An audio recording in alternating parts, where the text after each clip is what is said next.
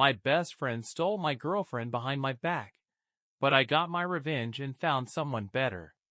I walked into my favorite country bar, found an empty table in the far corner, and ordered a sandwich, fries, and a beer. I sat there, staring at the TV, where a show about country music was playing. They were discussing old stars, most of whom had already passed away, though a few were still alive. There was something melancholic about it. Stories of legends, their tough lives, the poverty they escaped through music. While I was eating my food, my best friend Bob walked into the bar with Olivia. It hit me like a punch to the gut because I considered Olivia my girlfriend. I had asked her to hang out that evening, but she said she already had plans with friends and suggested we meet up tomorrow instead. We'd been dating for 6 months, spending nearly every weekend together. I felt myself falling for her more and more, and she said she felt the same.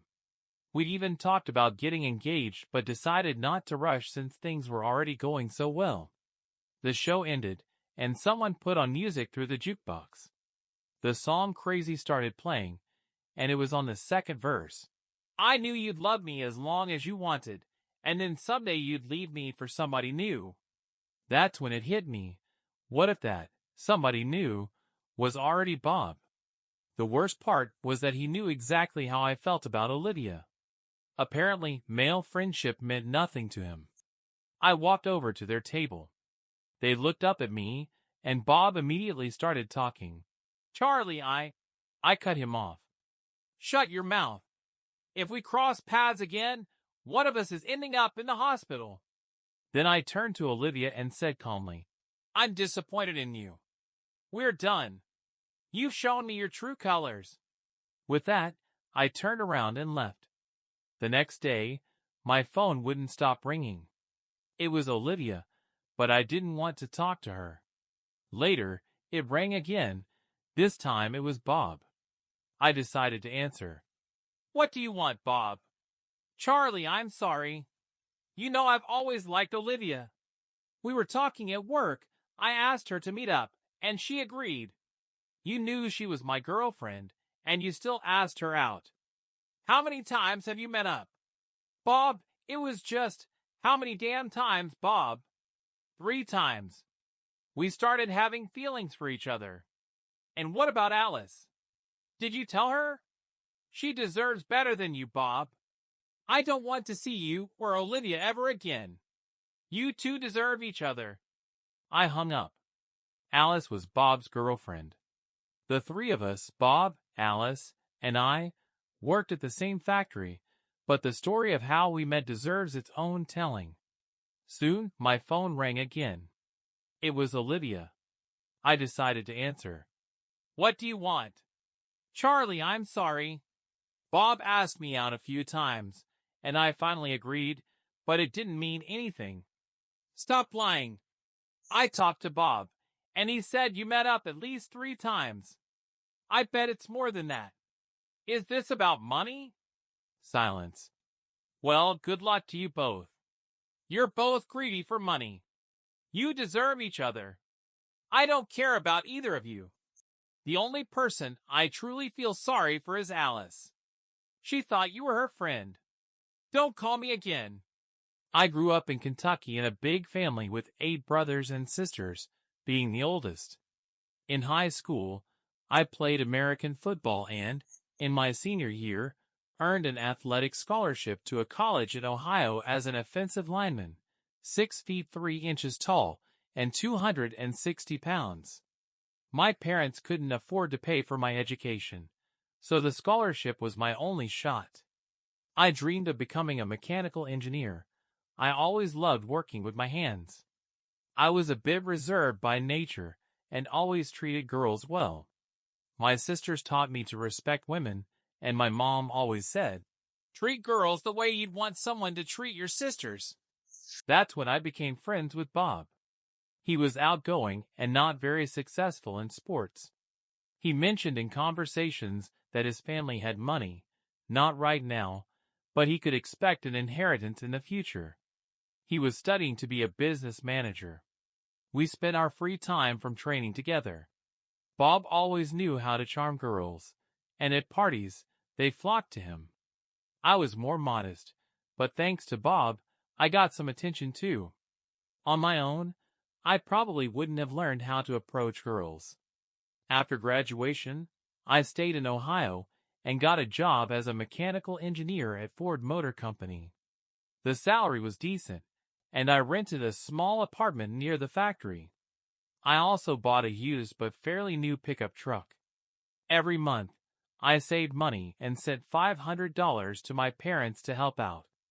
My dad worked as a miner, and I had a strong bond with my family. Bob also found a job in the same city, working at a warehouse that supplied parts to our Ford factory. Over time, he worked his way up to warehouse manager. We still spent weekends together. One day, he told me he was dating a girl from work named Alice, who handled inventory control. Bob introduced us, and honestly, I could have fallen for her at first sight, but Bob and I had an ironclad code: no dating a friend's girl. It wasn't an easy decision, but I wanted to stick to that principle.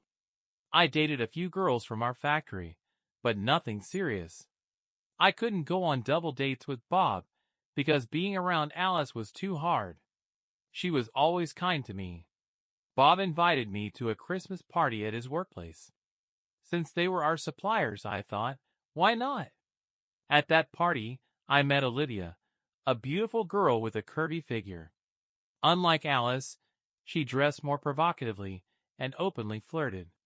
She told me she worked with Bob and Alice as a secretary for one of the bosses. We hit it off, talked, and danced the whole evening. We agreed to meet again and spent New Year's Eve with Bob and Alice. Alice said she was happy I'd found a girl, but there was a clear lack of sincerity in her words. That night, I brought Olivia back to my place. Let's just say she was damn impressive, if you catch my drift. The next morning, she was surprised I lived in such a modest apartment. I explained that I'd just started my job, didn't need much, and sent part of my salary to my family. I told her I'd think about material things someday, but not yet. Then she asked about Bob's family wealth, and if it was true they had money. I confirmed that his family was well off, and had paid for his education. Our relationship with Olivia developed quickly. We spent almost every weekend together, having fun and hanging out. I started developing deep feelings for her, and it seemed she felt the same. We did everything together, and things were especially hot in the bedroom. But one thing worried me: her constant flirting and talk about money. I tried to convince her we could have a good future regardless, but every time we went on double dates with Bob and Alice, I noticed tension between us. I couldn't figure out what was wrong, but the feeling was definitely uncomfortable. Update 1. Olivia and I had been together for about 6 months, talking about the future, even discussing engagement. But Olivia said we shouldn't rush. One day, we went to a fair, and I saw a stall with affordable jewelry. I bought her a ring, and said it was a symbol of her being mine, until she was ready for a real engagement ring. She smiled and put it on. By the way, I started going to the gym 3 times a week after work, lost weight down to 230 pounds, and felt in great shape. Then came that night at the country bar. Seeing my girlfriend and best friend kissing was a hard blow. After that evening at the bar and the phone conversations, I cut all ties with them. Yes, I was damn angry, but I genuinely felt bad for Alice. 2 weeks passed, and my phone rang. Charlie, I'm so sorry about you and Olivia. I thought she might pull something like this, but I never imagined it'd be with Bob. Alice, are you saying she had other guys at work? I saw her having lunch with her boss, Brad, but they do that regularly. I wanted to tell you, but I wasn't sure if I was mistaken. Then I found out about Olivia and Bob. As soon as I did, I cut all ties with them. It's hard seeing them at work, but I'm managing. Alice, thanks for calling. I was worried about you. You're one of my closest friends. Maybe we can meet up sometime? I'd love that, Charlie. After the call, I wasn't sure if I felt better or worse. A couple more weeks passed. One evening, I ran into Alice at the supermarket. Hey, Charlie, good to see you. How are you? I'm okay. Have you gotten back into the dating world? She smiled. I've turned down a few offers because I'm waiting for one specific person. I don't want to mess things up if he decides to call. Oh, sorry. I was just about to ask if you'd like to. Yes, I'd love to. You're the one I've been waiting for. When and where should we meet? I need to know how to dress.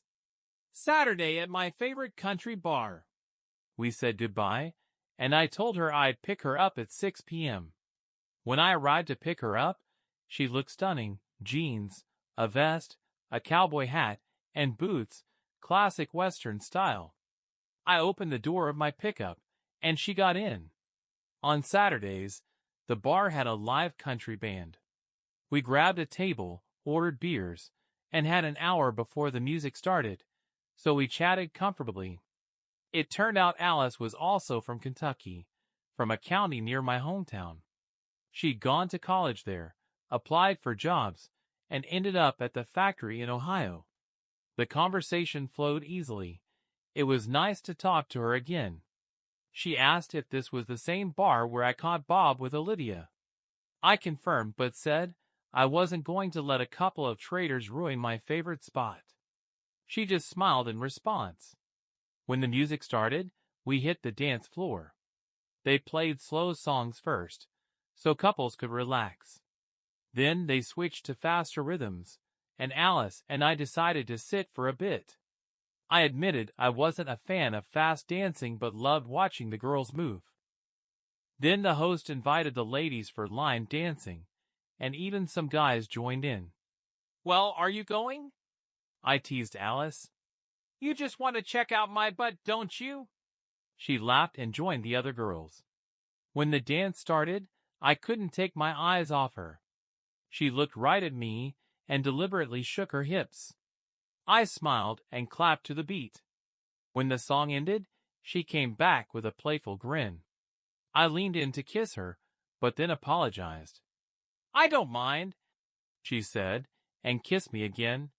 We had a great evening, dancing, drinking a couple more beers. Time flew by. When they announced the last song, I pulled Alice close, and we swayed to the music. As the melody faded, I leaned down and kissed her.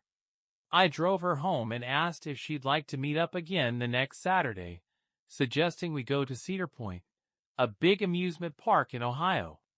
She happily agreed, and we kissed goodbye. I didn't want to rush things on our first date, but I felt amazing at work all week. On Friday, I called Alice to confirm our plans. She said she'd heard of the park but had never been. Saturday morning, I picked her up and we headed out. We talked on the drive, and I asked if she'd mentioned to Bob or Olivia that we were dating. She said she hadn't spoken to them since she found out about their affair. We had a blast at the park, riding roller coasters and other attractions, and checking out the shows. On the way back, we stopped for dinner at Texas Roadhouse. By the time we got home, we were both exhausted. Alice lived with a roommate named Joan, a nice woman in her 50s who worked at a store. Alice said she appreciated Joan's company. She'd become like family, and they got along great. I told Alice I'd be out of town the following weekend, but would love to see her the week after. She said she'd be happy if I called when I got back. When I got home, I didn't waste time and called her, inviting her to an important dinner. My boss was hosting an anniversary celebration at the Hilton, and I explained I'd booked a room for the night since there'd be a lot of drinking. I added that I wasn't pressuring her if she didn't want to go. Charlie, I'd love to go with you. And let's be clear, we don't need 2 beds. I want you to know I'm falling for you. Just promise me you'll be honest and won't break my heart. I'd never hurt you, and I won't let anyone else either, Alice. Can we take your car? I don't want to show up to an event like that in my pickup. Of course, we'll take mine. I'll let Joan know I won't be back tonight. I left my pickup at her place, and we headed to the event in her car. We arrived early to get ready in the hotel room. On the way, Alice shared that she was thinking of changing jobs because it was uncomfortable seeing Bob and Olivia every day. She also heard a rumor that Olivia might be pregnant. I changed in the bathroom, put on my tuxedo, and when I stepped into the bedroom, I froze in awe. Alice looked incredible. A form-fitting blue dress that perfectly highlighted her figure, her hair cascading over her shoulders. She looked elegant and unbelievably attractive. You look divine. You know, I don't even care about this dinner anymore, I said, unable to take my eyes off her. Oh no, that won't do. I spent all this time getting ready just to change again? She teased with a sly smile, and we headed down to the party. When we arrived, my boss and his wife greeted us warmly. He introduced his wife and welcomed us to the celebration. As they walked away, I noticed him sneaking glances at Alice. Since I knew a lot of the guests, I introduced Alice to people I was familiar with. She got tons of compliments. We grabbed drinks and found a table. There were plenty of appetizers, with dinner to follow later. Alice spotted a few women she knew from work. She often interacted with them in inventory control. Meanwhile, I approached Mary, the head of HR, and started a conversation. Mary, do you have any openings in inventory control or supply chain? As a matter of fact, we do. Janie's retiring next month, and I've been tasked with finding her replacement. Do you have a candidate? Yes, my date. You've already met her. Alice wants to change jobs. She's currently in inventory control and loves it but is ready for new opportunities. Have her come see me on Monday. I'll set up an interview. By the way, she's absolutely stunning. Thanks, Mary. I really appreciate it. I'm sure you do. Mary chuckled. The party was a real celebration. I danced with employees' wives, and Alice danced with their husbands, though we spent most of the time on the dance floor together. The dinner was amazing: roast beef, chicken, shrimp, and various sides. After a couple of cocktails, we said goodbye to the hosts and headed to our hotel room. Alice, are you sure you want this? I don't want you to think I'm taking advantage. Charlie, stop overthinking. Just be with me, she replied. I helped her take off her dress and carefully hung it next to my tuxedo. We pulled back the covers and, well, you can imagine. I turned off the lights, and we cuddled as we fell asleep. The last words I heard were, I love you. I woke up to the smell of freshly brewed coffee. Alice had already showered, gotten dressed, and made us each a cup. Good morning, Charlie. How'd you sleep? I haven't slept this well in ages. After a quick shower and a cup of coffee, we went down for breakfast with the other guests. Minnie smiled at us, and I said, Alice, looks like everyone knows we're a couple now. Mary, the HR head, passed by, winked at Alice, and said, See you on Monday. When she left, Alice looked at me, surprised. What was that about? I forgot did I eat breakfast. She didn't want me going through such an exciting day on an empty stomach. Over breakfast, Mom said she and Dad had met the Carters and found them to be lovely people who spoke highly of me. After breakfast, I showered, shaved, and put on my white tuxedo to match Alice's dress. My brothers wore black tuxedos, and all four were part of the wedding party.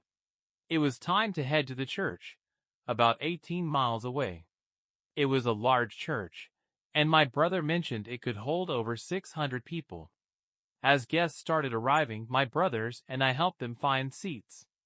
Minnie said I didn't need to do that, but I insisted. I needed something to keep me busy. Joan and her daughter arrived, and I seated them with Alice's family. I greeted relatives I hadn't seen in years, and was glad to see some colleagues, including my boss Mark, who flew in with his wife. Then I was told to go to the altar because Alice's limo had arrived, and tradition says the groom shouldn't see the bride before the ceremony. I chatted with my parents a bit more while the organist played. After a few songs, they announced that guests should take their seats. The wedding was about to begin. I walked to the altar and stood next to the officiant. First down the aisle was Sandy, Alice's younger sister, with my brother. They looked amazing. Then Maria, her other sister, came down with my second brother. Next, my married brothers walked with their wives. Then my nephew came down the aisle carrying the rings. 2 men rolled out a white runner, and my niece walked down, scattering rose petals. The music changed, everyone stood, and the wedding march began. Alice appeared in the doorway, her father leading her by the arm. She looked breathtaking, like an angel. I felt tears streaming down my cheeks. "Who gives this woman to this man?" the officiant asked. "Her mother and I," her father replied. We said our vows. I slipped the ring on her finger, and I was given the signal to kiss the bride. I kissed her. It was the happiest moment of my life. "Ladies and gentlemen, allow me to present Mr. and Mrs. Jones," the officiant announced. The guests stood and applauded. We walked to the church doors, with the rest of the wedding party to thank everyone who came. It took over half an hour for the church to empty as guests headed to the rented venue. When we arrived at the banquet hall, drinks and appetizers were already being served. The band started playing, but no one was dancing yet.